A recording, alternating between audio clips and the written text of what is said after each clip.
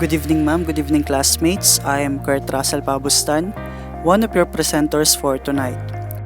Ms. Nieras already discussed the parts and the elements of personal essays. I will now give you some tips on how to write memorable and compelling personal essays. Everyone has a story to tell and a message to share. The challenge lies in getting that story and message out of your head and into print in a way that resonates with your audience. Make preparations. When preparing to write your personal essay, first consider who your audience is and what you want them to know. Ask yourself questions to determine how your story relates to your goals for writing it. It's helpful to make a list of your points you want to convey so that you can write an essay that makes your story relative and engaging. Get organized. Creating an outline is a great step to organize your thoughts and ideas. Outlines can keep you on topic and avoid covering too much ideas so your main points aren't lost. Your essay should follow a sequence of events so the story follows a direct path from the start to finish. For instance, in introduction paragraph, you can include opening sentence, key points, and central message. On the first body paragraph, beginning of the story, describe mood and attitude toward the event. In the second body paragraph, provide details of the story, follow a logical order, answer how, what, where, why.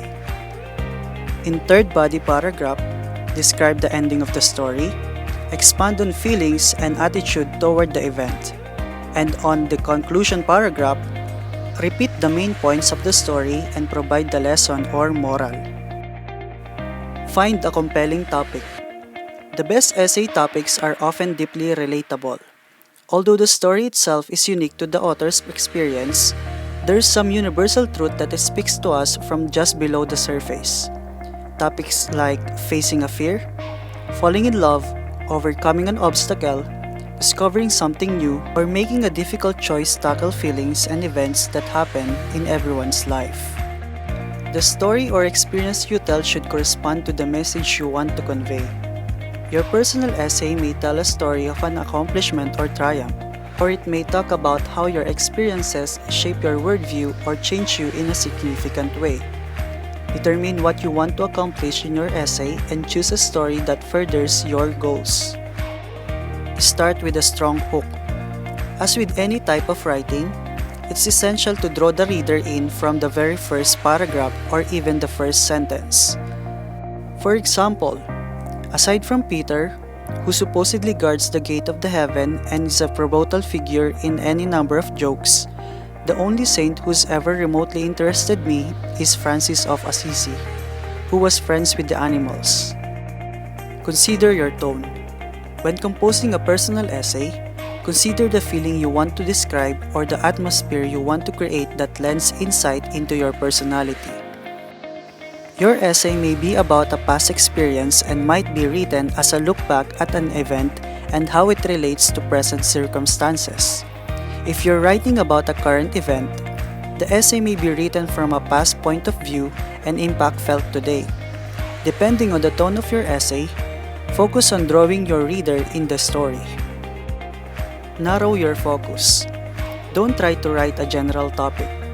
Your essay may well be about sexism, but you need to illustrate it through the lens of defining incident that is deeply personal to you. What did your experiences teach you about sexism? What does it mean to you as an individual? Show, don't tell. Close your eyes. Think of the scene you're about to write down. What were you experiencing with your 5 senses? How did you feel? Your challenge is to evoke those senses and feelings without flatly stating them. Don't say, I felt cold. Say, I exhaled and my breath turned to vapor that hung in the air. I shivered and pulled the blanket tight around my shoulder in the vain attempt to trap my body heat. Your description should help the reader experience the cold with you.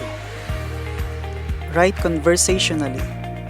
A personal essay conveys emotion within its central message. Write as if you were talking to a friend but avoid slang and terminology that may not translate to another generation. Craft a thought-provoking conclusion. Your essay should end with your own reflection and analysis. What did you learn? How have the events and thoughts you described changed your life or understanding of life? It's not enough to say, and that's what happened. You have to describe how whatever happened shaped you. And the last one is to proofread. Read through your essay to check for grammatical or spelling errors. Check that your margins and formatting meet the application guidelines. Take your time proofreading and consider reading more than once. Before I end my report, I will give you an inspirational quote from Joseph Chilton Peirce. To live a creative life, we must lose our fear of being wrong. Everyone experiences plenty of storms in their lives. Most of the storms catch you by surprise. So you must have to learn very quickly that you couldn't regulate the weather. Choosing to be positive and being fearless will determine how you will live your life. Every day we make decisions. Some decisions are easy and some are difficult or life-changing. So be courageous, live and write. And that's the end of my report. Thank you for listening.